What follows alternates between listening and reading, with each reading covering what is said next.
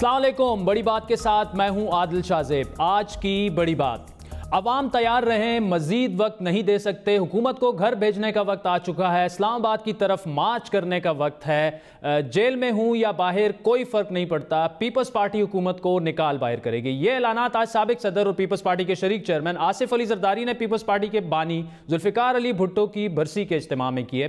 पाकिस्तान के पहले मुंतखब वज़ीर-ए-आज़म जुल्फ़िकार अली भुट्टो की 40वीं बरसी पर आसिफ जरदारी ने वज़ीर-ए-आज़म इमरान खान की सिर्फ 7 माह पुरानी हुकूमत को घर भेजने का एक बड़ा ऐलान करके वाज़े तौर पर एक सियासी माज़-आराई को जो है वो कई दर्जे बढ़ा दिया है, जो गुज़श्ता कई हफ्तों से हुकूमत और पीपल्स पार्टी के दरमियान बढ़ती नजर आ रही थी। अहम बात यह है कि साबिक सदर इससे पहले कई बार दबे अल्फाज में हुकूमत को यह बावर करा चुके थे कि पीपल्स पार्टी हुकूमत मुखालिफ तहरीक चला सकती है, लेकिन आज पाकिस्तान की सियासी तारीख के अहम दिन पर आसिफ अली जरदारी ने दबे अल्फाज में नहीं बल्कि बड़े वाज़े अल्फाज में यह ऐलान किया कि हुकूमत को घर भेजने का वक्त आ गया है। अब वो वक्त आ गया है दोस्तों और मेरी बहनों, मेरे भाइयों, कि हम कूच करें और इस्लामाबाद पे चलें और इनको उतारें, वहाँ से निकालें इस्लामाबाद से। तो मेरे भाइयों, दोस्तों, बहनों, अब तैयार हो जाओ कि वक्त आया है इनको घर भेजने का। उसके अलावा कोई तरीका नहीं है। ये नहीं होगा कि जिस तरह ये आए थे और कंटेनर पे बैठ के शाम को घर जाते थे और सुबह को वापस आ जाते थे। हम रोडों पर ही लेटे रहेंगे, बिस्तरों में वहीं बैठे रहेंगे, इनको निकाल के फिर वापस आएंगे। सब्र करें, तो बहुत जल्द हम ये ऐलान करेंगे और बहुत जल्द ये हम मूवमेंट चलाएंगे इसको निकालने की। इससे कोई फ़र्क नहीं पड़ता कि चाहे मैं जेल में हूँ या मैं बाहर हूँ, इनको पाकिस्तान पीपल्स पार्टी निकाल के रहेगी। अब इनको हम टाइम नहीं दे सकते, वक्त नहीं दे सकते। ये मुल्क का खाना ख़राब कर रहे हैं। ये हम मुल्क के खातिर ये जिहाद करेंगे, ये मुल्क के लिए होगा। बज़ाहिर तो आसिफ अली जरदारी ने 18वीं तरमीम के खात्मे और बढ़ती हुई महंगाई और ख़राब माशी हालात का हवाला दिया और कहा कि माशी हालात को ठीक करना मौजूदा हुकूमत के बस की बात नहीं, जिससे महसूस ये होता है कि पीपल्स पार्टी हालिया महंगाई की लहर को सियासी महाज़ाराई का जवाब बना रही है। मैंने अपनी तकरीरों में कहा कि मेरे को इनकी नीयत पे शक है। ये हमारी 18वीं तरमीम उसको ख़त्म करना चाहते हैं, इसलिए मुझ पे ये केसेस बना रहे हैं। आज आप देखो कि इनके हथकंडे से बनाया हुआ प्राइम मिनिस्टर खुद फट पड़ा। कल तक इनके मिनिस्टर कहते थे कि 18वीं तरमीम को हम नहीं रोल बैक करेंगे। आज खुद वो सिलेक्टेड प्राइम मिनिस्टर फट पड़ा और कहा मेरे पास पैसा नहीं है, मुझे इकट्ठा नहीं हो रहा। जब से ये आया है डॉलर 40 रुपये और महंगा हो गया है। हर चीज़, चाहे वो टमाटर हो, चाहे वो प्याज हो, चाहे वो दाल हो, हर चीज़ डबल महंगी हो गई है। तेल डबल महंगा हो गया। लेकिन यहाँ पे सवाल यह कि जमहूरियत और मफामत का प्रचार करने वाले पीपल्स पार्टी के शरीक चेयरमैन की जानिब से सिर्फ 7 माह पुरानी हुकूमत को घर भेजने के ऐलान के पीछे क्या कुछ और अनासिर भी पोशीदा हैं? क्या ये धमकी जाली अकाउंट्स केस में आसिफ अली जरदारी पर बढ़ते हुए दबाव का नतीजा है या फिर पसे पर्दा मफामत की एक और कोशिश? अहम बात यह कि आसिफ अली जरदारी ने अपने अवामी खिताब में इस बात का हवाला दिया कि वो चाहे जेल में हो या जेल से बाहर, उससे कोई फ़र्क नहीं पड़ेगा। साबिक वज़ीर-ए-आज़म नवाज शरीफ की ज़मानत पर रिहाई के बाद ही ये पेशनगोइयाँ शुरू हो गई कि अब आसिफ जरदारी के लिए मुश्किल वक्त शुरू हो चुका है और इस तासुर को आज के खिताब ने और भी बढ़ा दिया है। जहां गढ़ी खुदा बख्श में आसिफ जरदारी ही नहीं, बिलावल भुट्टो ने भी धमकी आमेज लहजे में वज़ीर आज़म को यह बावर कराया कि हुकूमत गिराना जो है वो कोई मुश्किल काम नहीं है। खान खोटकी आकर कहता है, खान सिंध का नमक खाकर कहता है उसे सिंध की जरूरत नहीं, तुझे सिंध की जरूरत नहीं। तुम कौन हो कठपुतली? सिंध को तुम्हारी जरूरत नहीं। मैं आज तुम्हें वार्न कर रहा हूं, तुम 18वीं तरमीम को मत छेड़ो। तुम 18वीं तरमीम खत्म करने की कोशिश करो, 1 यूनिट लागू करने की कोशिश करो, मैं एक लात मारकर आपका हुकूमत खत्म कर दूंगा। बिलावल की तकरीर में भी 18वीं तरमीम, सूबाई वसाइल और NFC वार्ड का जिक्र किया गया और यह साबित करने की कोशिश की गई कि यह लड़ाई ज़ाती मफादात की लड़ाई नहीं बल्कि वसाइल और सूबाई खुद मुख्तारी की जंग है। हम जानते हैं उसे सिंध नहीं, सिंध के वसाइल चाहिए, उसे सिंध नहीं, सिंध की गैस चाहिए, उसे सिंध नहीं, सिंध का पानी चाहिए। वो आज भी सिंध के 120 अरब रुपया पर सांप बनकर बैठा है। ये पैसा आपका पैसा है। वज़ीर-ए-आज़म इमरान खान ने चंद दिन पहले ये बात की थी कि 18वीं तरमीम के बाद वफाक तकरीबन दिवालिया हो चुका है। उन्होंने क्या कहा था वो भी आपको सुनाते हैं। 18वीं तरमीम के बाद सेंटर के हालात क्या हैं? 5,500 अरब टोटल पैसा है सेंटर के पास, 2,500 अरब सीधा सूबों में चला जाता है। तो पहले ही सेंटर 700 अरब रुपए का खसारे में चला जाता है।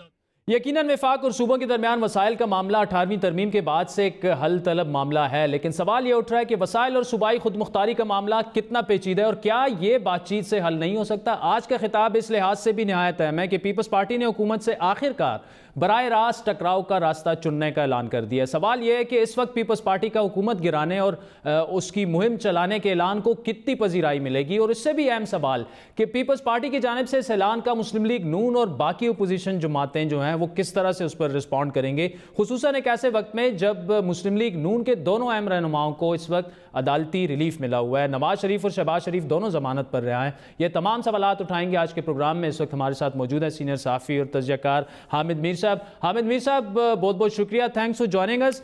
बिलावल के अल्फाज ये हैं कि एक लात मारकर हुकूमत ख़त्म कर दूंगा। क्या ये लात इतनी मजबूत होगी कि हुकूमत गिर जाए, या ये लात बिलावल मारेंगे भी? टाइमिंग की बात कर रहा हूँ।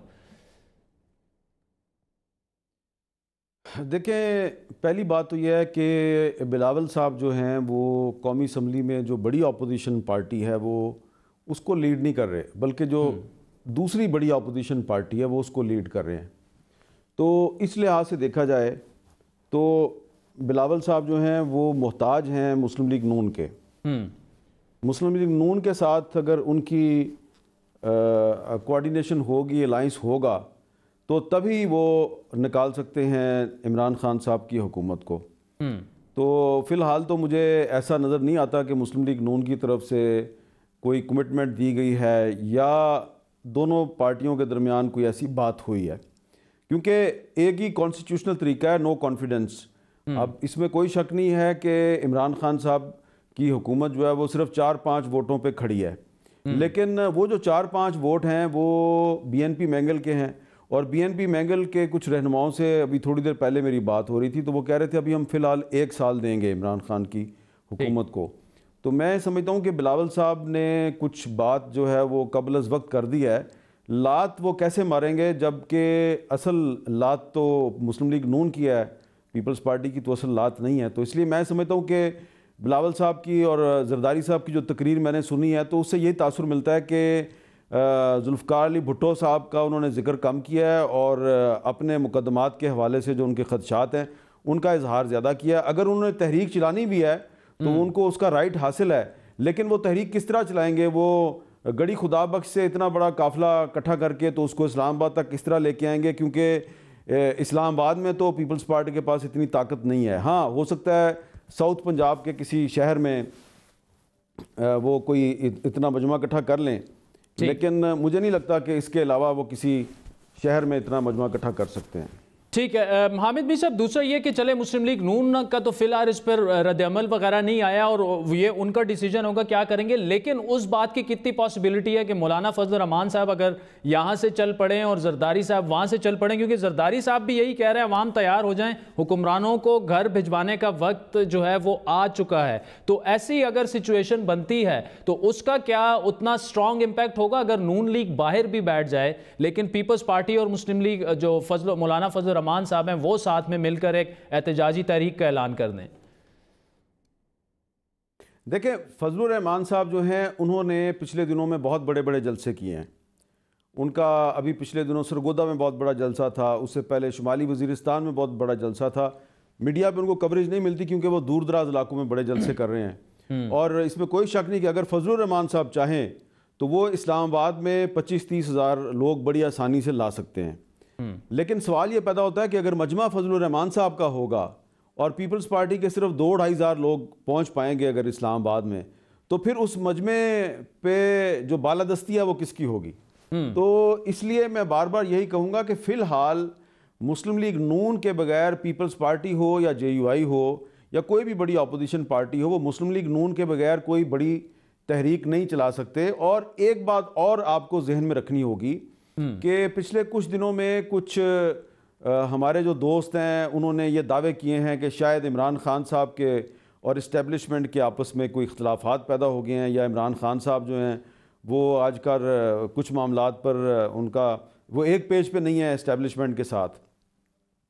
تو یہ میری جو انفارمیشن ہے، میرا انالیسز ہے، میرے خیال سے یہ بات بالکل غلط ہے، اور اسٹیبلشمنٹ اور عمران خان ایک ہی پیج پہ ہیں۔ اور اگر کوئی یہ سمجھتا ہے کہ جی وہ ایک پیج پہ نہیں ہے اور وہ ایکسپلائٹ کر کے سچویشن کو تو شاید وہ حکومت گرانے میں کامیاب ہو جائیں گے، تو میرا خیال ہے یہ بڑی غلط فہمی ہے۔ اس کی وجہ یہ ہے کہ ابھی تو صرف 7واں مہینہ چل رہا ہے، تو کم از کم اس حکومت کو اس کا ایک بجٹ تو پیش کرنے کا حق ملنا چاہیے۔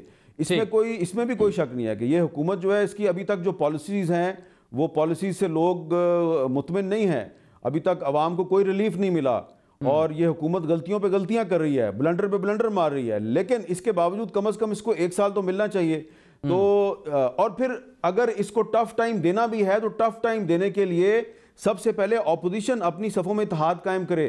اپوزیشن کی صفوں میں آپ کو اتحاد نظر نہیں آ رہا۔ ابھی تھوڑے دن پہلے جو بلاول صاحب نے ٹرین مارچ کیا تھا، جس کو انہوں نے کاروان بھٹو مارچ قرار دیا تھا، تو اس مارچ کے دوران جب ان کو یہ خبر ملی کہ نواز شریف صاحب جو ہیں ان کو سپریم کورٹ نے 6 ہفتوں کے لیے ریلیز کر دیا ہے، تو بلاول صاحب نے اس پہ بہت منفی رد عمل کا اظہار کیا، اور انہوں نے کہا دیکھیں ڈیل ہو گئی ہے۔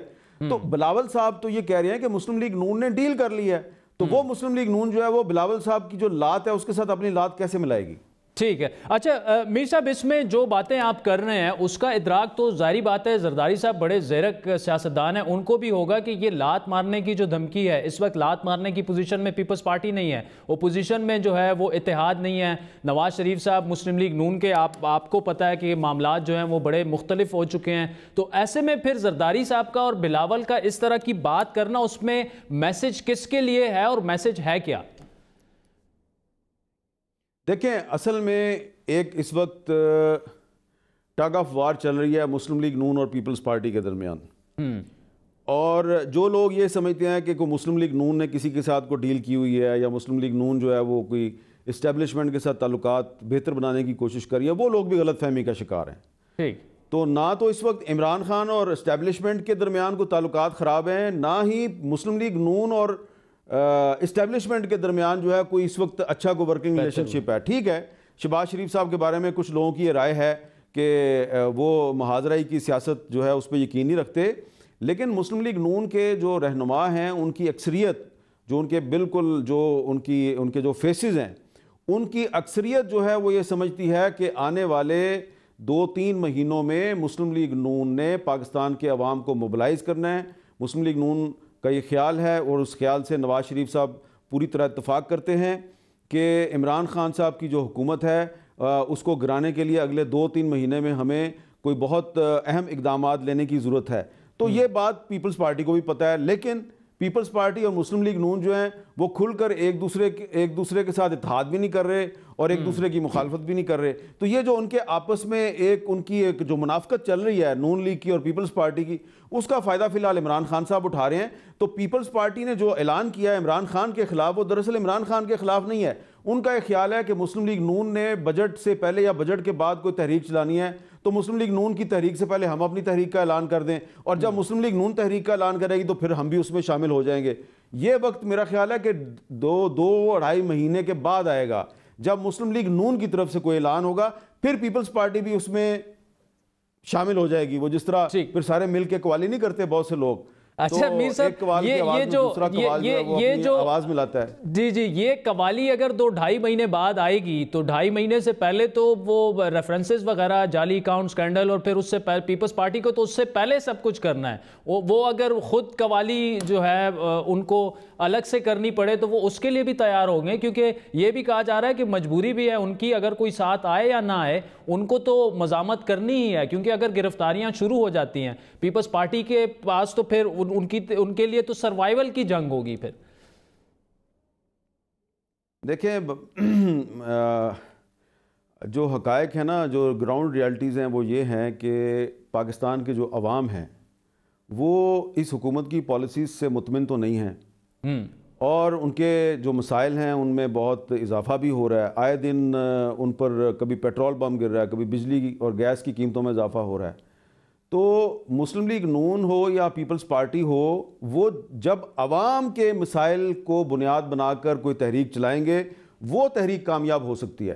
لیکن جب عوام کو اچھی طرح پتہ ہے کہ آپ خود بھی کہہ رہے ہیں جناب کہ ان کے خلاف ریفرنسز فائل ہونے والے ہیں اور 2-2.5 مہینے تو بڑی دیر ہو جائے گی، تو لوگ بھی تو کوئی بیوقوف نہیں ہے نا. وہ لوگ جو ہیں وہ اپنے لیے تو نکلنے کے لیے تیار ہیں، تو وہ کچھ ایسے لوگوں کے لیے تو نکلنے کے لیے تیار نہیں ہیں جن کو اپنے کیسوں کی وجہ سے جلدی ہے. تو اس لیے دیکھیں یہ چیزوں کا ادراک پیپلز پارٹی کے اندر بھی بہت سے لوگوں کو ہے.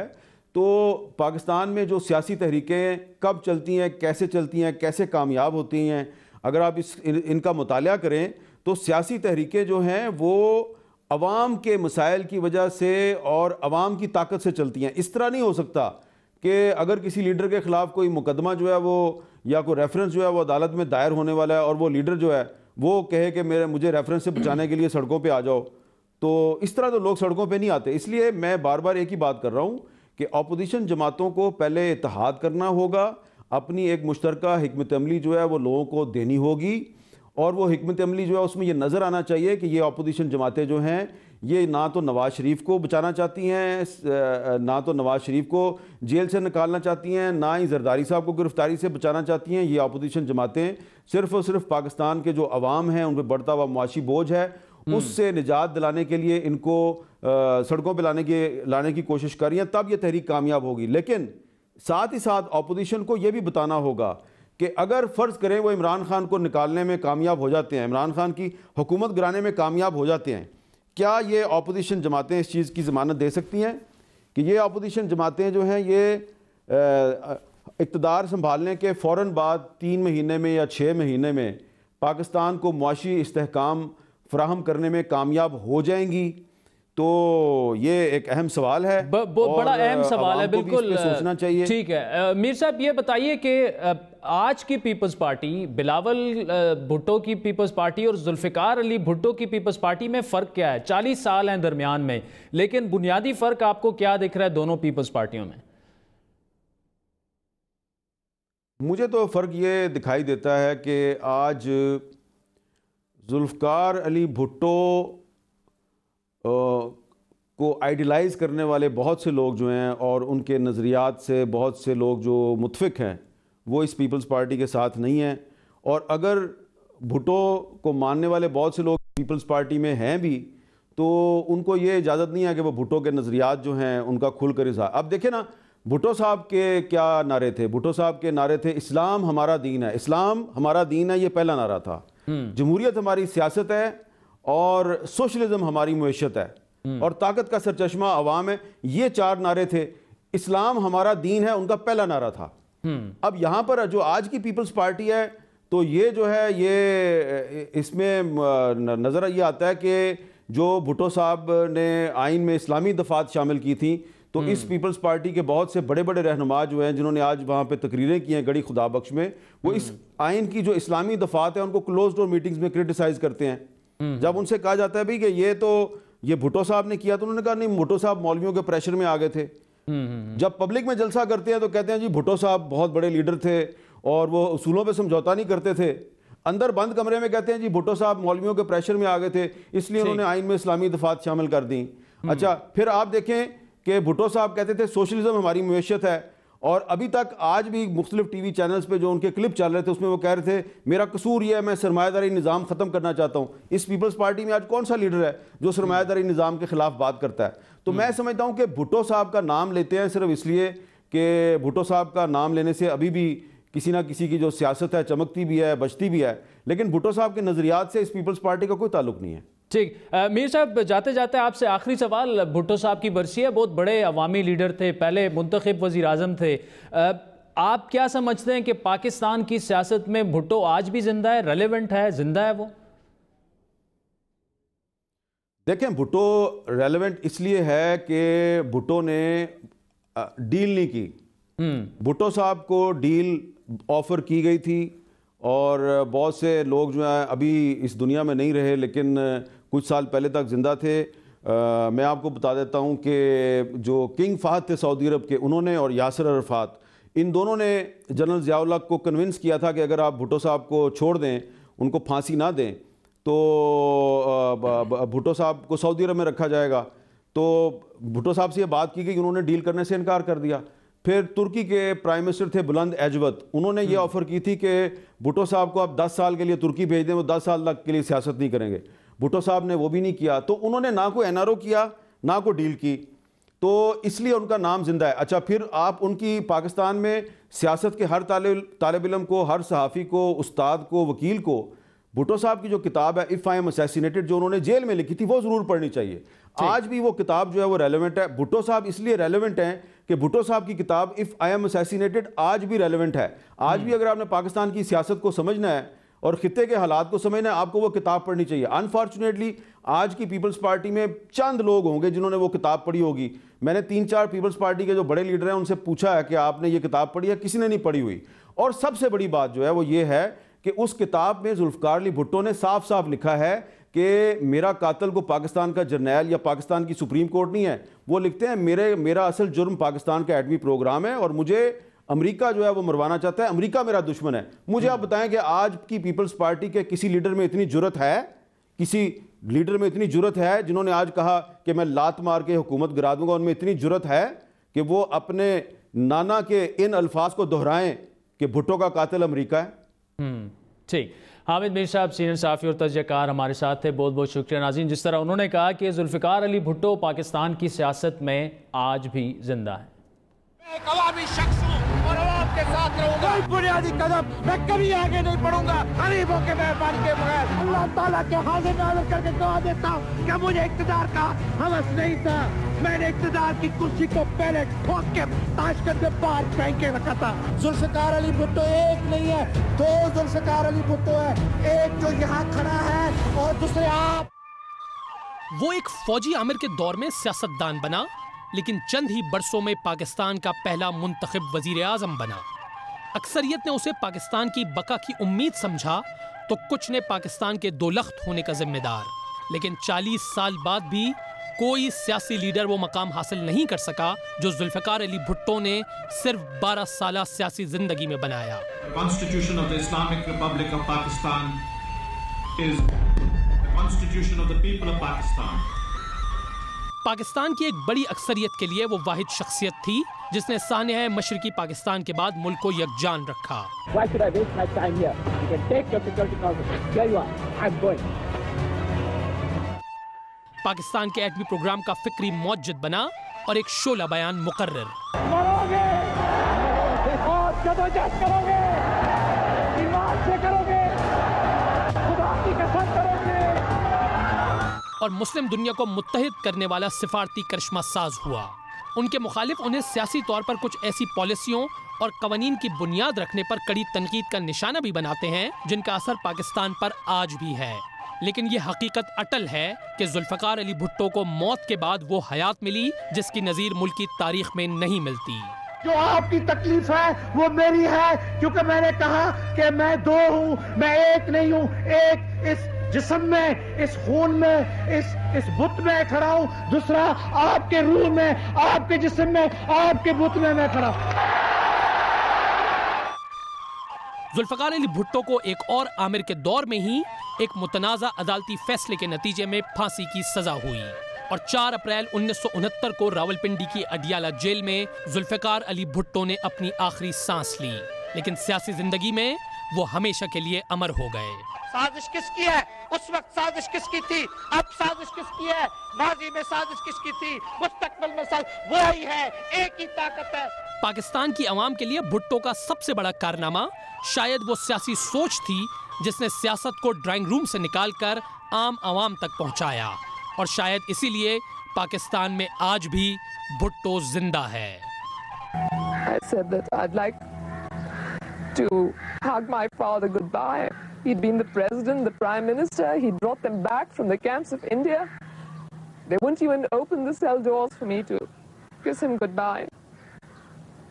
And then we just went back and started the countdown to death. Nobody else knew, nobody else was aware.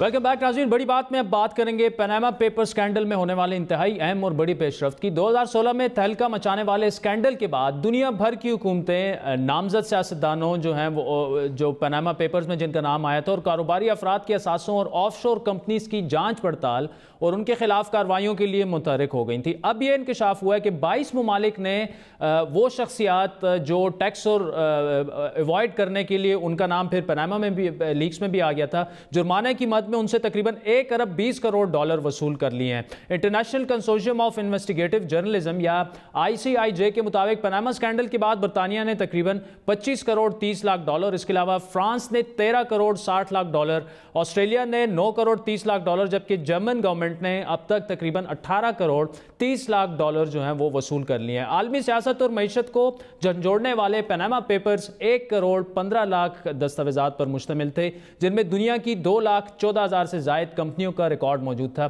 دنیا بھر کی بڑی شخصیات کے ساتھ پیناما پیپرز میں سابق وزیر اعظم نواز شریف اور ان کے اہل خانہ سمیت 444 پاکستانی شخصیات بھی شامل تھیں.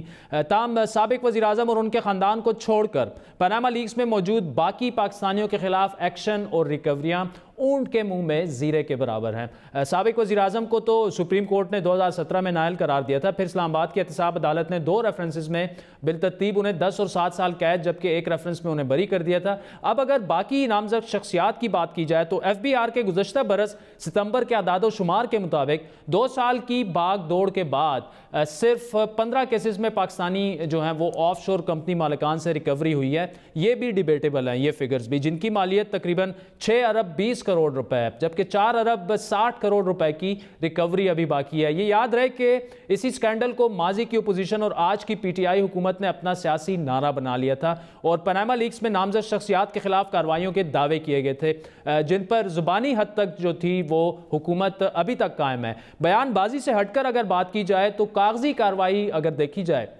حکومت کے قول و فعل میں صاف تضاد دکھ رہا ہے. وزارت خزانہ کے اعداد و شمار کے مطابق پیناما لیکس میں شامل 444 میں سے 294 پاکستانیوں کو نوٹسز جاری ہو سکے, جبکہ 150 کا کوئی سراغ نہیں ملا.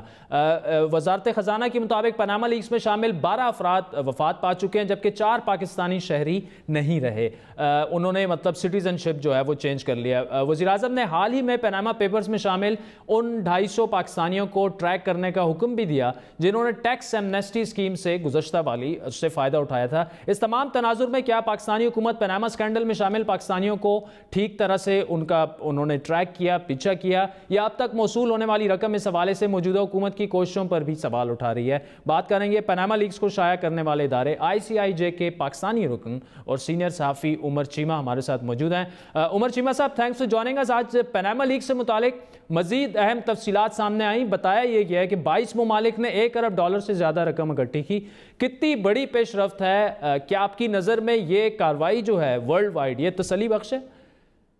دیکھیں, پہلی بات تو یہ ہے کہ یہ اوورال ایک بڑا ایک ہسٹورک قسم کا انیشیٹو تھا, یعنی ایک لیک کی ہسٹری کی, یعنی کہ سب سے بڑی لیک تھی کہ جس میں اتنا زیادہ ڈیٹا ریلیز ہوا اور پوری دنیا کو اس نے ہلا کے رکھ دیا. کئی ممالک میں اس چینجز آئیں, حکومتیں بدلیں اور کئی ممالک میں قوانین بدلے, کئی ممالک میں جو ہے کئی ٹیکس اویڈرز جو ہیں یعنی کہ وہ آئیڈینٹیفائی ہوئے. جس طرح آپ نے ذکر کیا کہ ریکوریز ہوئیں, زیادہ تر جو ہے یہ آپ کو یورپ میں اس طرح کے کیسز ملتے ہیں, ایون انڈیا میں بھی ہوا ہے. یہ نو ڈاؤٹ کہ ایک جو ہے آپ کہہ سکتے ہیں کہ ایک جو ہے نا ایک امپیکٹ فل جرنلزم.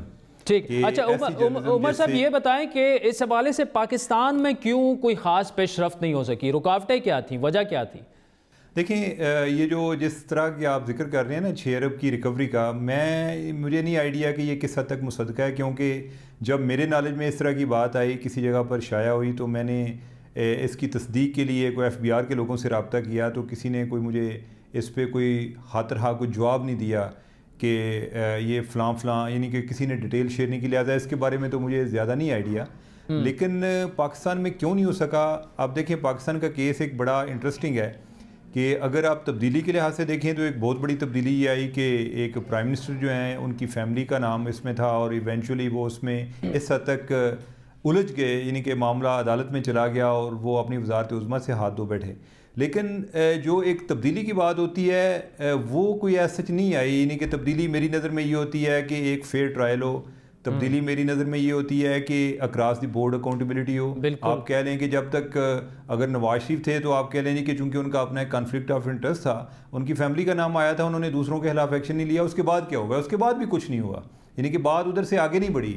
ہماری نظر میں جو ہے یعنی کہ پاناما کی جب بات ہوتی ہے پاکستان میں تو وہ ایک نام سے آگے نہیں بڑھتی، اور باقی جو لوگ ہیں وہ انجوائے کر رہے ہیں لائف. انہوں نے بہت سارے جو ہیں انہوں نے بادر ہی نہیں کیا جواب دینا. ایون جو ایف بی آر ہے یعنی کہ اس نے بھی بڑا ایک نیم دلی کے ساتھ اس کیس کو اس ٹائم پرسو کرنا شروع ہوا جب یہ کیس سپریم کورٹ میں لگا. اور اچھا عمر یہ بتائیں، لسٹ میں 444 لوگوں کے پاناما پیپرز میں آئے، جس میں 296 لوگوں کو نوٹسز بھجوائے گئے، صرف 15 کیسز پر پیش رفت ہوئی. لیکن اگر یہ سارا ڈیٹا پبلش ہو چکا تھا تو ہماری جو انویسٹیگیٹنگ ایجنسیز ہیں ان کے لیے تو بڑا آسان ہو گیا تھا یہ کام، اس کو پرسو کرنا.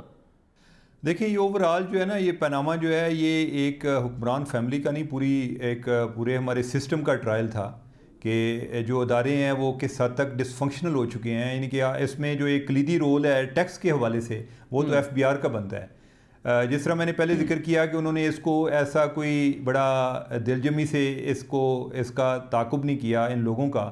پھر یہ ہے کہ آپ نے لوگوں پر بات چھوڑ دی. ایک طرف آپ پرائم منسٹر جو ہے یعنی کہ نواز شریف وہ اگر کسی بات سے انکاری بھی تھی تو آپ نے ثبوت مانگے ہیں. دوسری طرف یہ لوگ تھے جن کے نام آئے تھے، اگر کسی نے صرف لکھ کے بھیج دیا ہے کہ بھائی میرا ایسے کوئی تعلق نہیں ہے، تو نہ مجھے پوچھا گیا کہ بھائی آپ نے ان کے بارے میں یہ کلیم کیا ہے، دعویٰ کیا ہے تو آپ ہی بتا دیں. وہ تو اس چیز سے انکاری ہے، نہ میرے سے پوچھا گیا ہے، نہ ان لوگوں کو بلا کے انہوں نے پتہ کیا ہے کہ آپ جو ہے یعنی کہ اگر یہ فلاں ڈیٹیل آپ کی منظر عام پر آئی ہے تو آپ کس طرح اس کو ڈینائی کریں گے. اس کے لیے صرف ایک محض تردید کرنا جو ہے کافی نہیں ہے، آپ کو اسٹیبلش کرنا پڑے گا کہ آپ کا واقعی تعلق نہیں ہے. تو پھر تو میری بھی ایک ذمہ داری بنتی تھی. جب تک آپ ایسا کرتے نہیں ہیں اور تو پھر یہ ہے کہ یہ اوورآل ایک زبانی جمع. اچھا یہ کچھ خبریں ایسی بھی تھیں عمر چیمہ صاحب کہ پاناما لیکس میں جن پاکستانیوں کے نام آئے تھے ان میں سے تقریباً 250 کے قریب لوگوں نے ایمنسٹی اسکیم سے فائدہ اٹھایا تھا. اب وزیراعظم نے یہ بھی کہا تھا کہ جی ان کا ٹریک ریکارڈ جمع کیا جائے. اب چونکہ نئی ایمنسٹی اسکیم بھی آ رہی ہے تو جن لوگوں کے اگر پاناما لیکس میں نام آئے بھی تھے پہلے انہوں نے فائدہ نہیں حاصل کیا، اب اس والی اسکیم میں فائدہ اٹھا لیں گے وہ. دیکھیں یہ جو اوورآل پاناما ہے میرے لیے بھی ایک بڑا ایکسپوجر تھا کہ جس سے پتہ چل سکے کہ ہماری جو ایک امیر کلاس ہے اس کا ایک طریقہ واردات کیا ہوتا ہے. اور یہ صرف ایک سیاسی فیملی کا نہیں تھا. اس میں ایک یہ چیز یہ ہوتی ہے کہ آپ کا ایک کاروبار ادھر ہے، آپ کی ایک باہر کمپنی ہے، آف شور کمپنی آپ نے بنائی ہوئی ہے، اس کے ذریعے آپ ادھر انویسٹمنٹ کر رہے ہیں اور اس کو نام نہاد فارن انویسٹمنٹ کا نام دے رہے ہیں.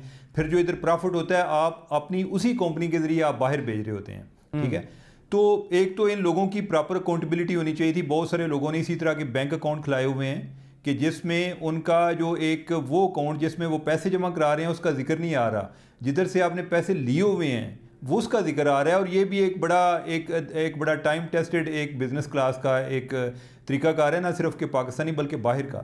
اور ان لوگوں کی کتنی پراپرٹیز ہیں اگر ایف بی آر کو مزید انویسٹیگیٹ کرتی تو پتہ چلتا. جہاں تک آپ نے ایمنسٹی کی بات کی ہے، ایمنسٹی والی انہوں نے لسٹ کو منظر عام پر آنے ہی نہیں دیا، لہذا اس سے جو ہے یعنی کہ انسان کو اسپیکولیٹ کر سکتا ہے کہ کتنے لوگ پاناما کے تھے. اور صرف پاناما کا ایشو نہیں تھا، یعنی کہ پاناما تو پہلا تھا اور پاناما اس لیے مشہور ہوا کہ اس میں شریف فیملی کے نام آ گئے. اس کے بعد پیراڈائز پیپر بھی آئے، ٹھیک ہے، اس کا بھی کوئی ذکر نہیں پتہ چلا. اس کے بعد ایک جو ہے یعنی کہ ایک اور ایک لیک تھی بہاماس لیک، کہ جو بہاماس بھی وہ بھی ایک آف شور جورسڈکشن ہے. جس طرح ایک برٹش ورجن آئی لینڈ ہے اسی طرح بہاماس بھی ہے. ادھر بھی کوئی 200 لوگ تھے، کیوں نہیں ذکر آیا؟ یعنی کہ ہمارا اصل میں جب چیزوں کو پولیٹیسائز کر دیتے ہیں اس کا نقصان یہ ہوتا ہے کہ جن کو آپ ٹارگٹ کرنا چاہتے ہیں وہ وکٹم بن جاتے ہیں، باقی لوگ جو ہیں ویسے نکل جاتے ہیں. آپ کا سسٹم اسی طرح رہتا ہے. لوگ جو ہیں وہ بیچارے ایک ان کو آخر میں احساس ہوتا ہے کہ وہ صرف بیوقوف بنے ہیں. ایکسرسائز جو ہے کسی ایک کو پکڑنے کے لیے تھی، اس کے علاوہ آپ کوئی اصلاحات میں آپ کوئی احتساب میں کوئی اتنا آپ کا عمر چیمہ صاحب تھینک یو سو مچ. پاکستان کے معروف انویسٹیگیٹو جرنلسٹ سینئر اینالسٹ ہمارے ساتھ تھے. ناظرین وقت ہوا چاہتا ہے ایک بریک کا, جس کے بعد بات ہوگی ایک متنازع تقرری کی اور کانفلکٹ آف انٹرسٹ کی. بڑی بات کی ایکسکلوسیو خبر ہے, ہمارے ساتھ رہیے گا.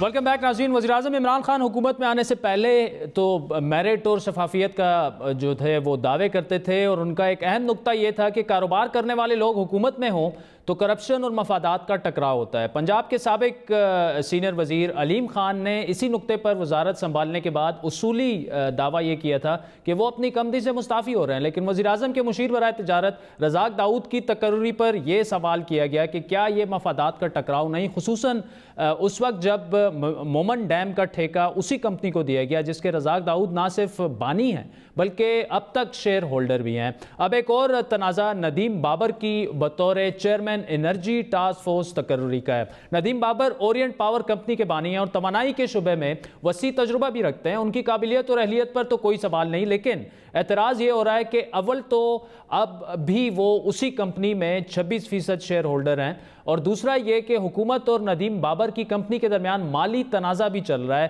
جس کا آغاز 2017 میں اس وقت ہوا جب سوئی ناردرن گیس اورینٹ کمپنی کے خلاف لندن کی عالمی عدالت میں گئی, جہاں کیس کا فیصلہ SNGPL کے حق میں ہوا اور 80 کروڑ روپے کا انہیں جرمانہ اورینٹ کمپنی کو, ندیم بابر صاحب کی اس وقت جو CEO تھے ان کو ہوا, جو ابھی تک ادا نہیں کیا گیا. اہم بات یہ ہے کہ جس وقت اس کمپنی کو جرمانہ ہوا اس وقت ندیم بابر صاحب ہی اس کے CEO تھے. بڑی بات نے جب ندیم بابر صاحب سے ان کے موقف کے لیے رابطہ کیا تو انہوں نے اورینٹ کمپنی میں اپنے رول سے انکار نہیں کیا, لیکن ان کا اصرار یہ ہے کہ وہ اب اس کمپنی میں صرف اور صرف ایک شیئر ہولڈر ہیں اور جرمانے کے معاملے کا ان سے کوئی براہ راست تعلق نہیں. لیکن بڑی بات کا بڑا سوال یہ ہے کہ ان کا دعویٰ یہ ہے کہ وہ اپنی کمپنی سے چند ماہ پہلے مستعفی ہوئے تھے, لیکن جس وقت وہ مستعفی ہوئے اس وقت ان کی کمپنی پر حکومت پاکستان کے بقایا جات موجود تھے. ایسے متنازع امور کے ہوتے ہوئے ندیم بابر کی بطور چیئرمین انرجی ٹاسک فورس تعیناتی یقیناً شفافیت, میرٹ اور مفادات کے ٹکراؤ پر بڑا سوالیہ نشان ہے. اس کیس کی مکمل تفصیلات اور ندیم بابر کا موقف کیا ہے جانتے ہیں نمائندہ خصوصی ریاض الحق سے. ریاض, یہ معاملہ کیا ہے؟ جی بالکل, یہ جو معاملہ ہے یہ تقریباً 2011 میں شروع ہوا اور یہ گیس کی ادائیگیوں کا معاملہ ہے جو SNGPL اور اورینٹ کمپنی لمیٹڈ ان کے درمیان تھا. یہ تو 2011 میں یہ معاملہ پاکستان کی عدالتوں تک پہنچا, لیکن یہ چلتا رہا اور پاکستان کی عدالتوں میں, اور اس کے بعد یہ تقریباً 2016 میں یہ لندن کی عالمی جو عدالت ہے ثالثی کی اس تک یہ پہنچ گیا, جہاں پہ انہوں نے یہ طے کیا کہ SNGPL کو تقریباً 60 کروڑ روپے جو ہے وہ اورینٹ پاور جو ہے وہ ادا کرے گا. لیکن وہ ظاہر ہے وہ بڑھتا ہوا اب تقریباً وہ 80 کروڑ بن چکا ہے. اور اس وقت جب یہ فیصلہ آیا تھا تو اس وقت کمپنی کے جو CEO تھے وہ بابر صاحب تھے, تو جو اس وقت انرجی ٹاسک فورس کے جو ہیں وہ چیئرمین ہیں, اور انہوں نے ریزائن کب دیا اپنی کمپنی سے؟ اگست 2018 میں انہوں نے ریزائن دیا اور تقریباً 1 مہینے بعد ان کو جو ٹاسک فورس تھی اس کا سربراہ مقرر. اچھا ریاض, یہ بتائیں کہ آپ کی ندیم بابر صاحب سے بھی بات ہوئی, کویسچن اینڈ آنسر جو ہے یہ تقریباً 1 ہفتے سے آپ اس سٹوری پر کام کر رہے تھے, کیا موقف کیا ہے, آپ نے کیا پوچھا, انہوں نے کیا؟ جب ان سے میری بات ہوئی تو کہ جی آپ جب سربراہ تھے تو یہ سارا معاملہ ہوا, اب آپ ٹاسک فورس کے سربراہ ہو گئے ہیں اور یہ ظاہر ادائیگیوں کا معاملہ ہے تو یہ کانفلکٹ آف انٹرسٹ نہیں ہے. تو ان کا یہ کہنا تھا کہ جو بالکل وہ شیئر ہولڈر ہیں 26% کے, لیکن وہ اس کے ذمہ دار نہیں ہے, اس کی کمپنی ذمہ دار ہے اور ان کا ان سے کوئی تعلق نہیں ہے, کمپنی جب دے گی تو وہ دے گی.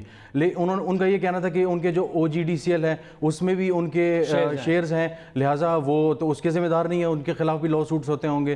لیکن اس کے ساتھ ساتھ جس ٹاسک فورس کے وہ سربراہ ہیں ان کی ابھی تک ایک میٹنگ بھی نہیں ہوئی. آج میری کچھ منسٹری کے ذرائع سے بات ہوئی تو انہوں نے کہا کہ ابھی تک ہماری کوئی میٹنگ نہیں, لیکن عنقریب ہونے والی ہے. تو جو ان کا اصل کام ہے اس میں بھی ابھی تک وہ اس طرح نہیں کر پائے. اس کے ساتھ ساتھ ان کا یہ کہنا تھا کہ جی جو ان کے خلاف تقریباً یہ نیب میں 3 پیشیاں بھگت چکے ہیں, IPPs کو 480 ارب روپے کی جو پیمنٹس ہوئی تھی 2018 میں ان میں یہ شامل تھے. تو اس میں کافی ڈیلے آیا تھا اور اس کے خلاف ظاہر ہے مختلف عدالتوں میں معاملات چلتے رہے ہیں. تو اس کا انہوں نے کہا کہ جی وہ معاملات ایسے تھے کہ وہ اس میں ذمہ دار نہیں ہے. چلیں ریاض الحق صاحب, آپ اس سٹوری کو فالو کرتے رہیں گے. ناظرین, اس پر ہم مزید اپڈیٹس آپ کو آنے والے پروگرام میں دیں گے. آج کے پروگرام پر آپ کے فیڈ بیک کے منتظر رہیں گے. ہمارا ٹویٹر ہینڈل ہے @بڑی بات. مجھے میری ٹیم سمیت اجازت دیجیے. خدا حافظ.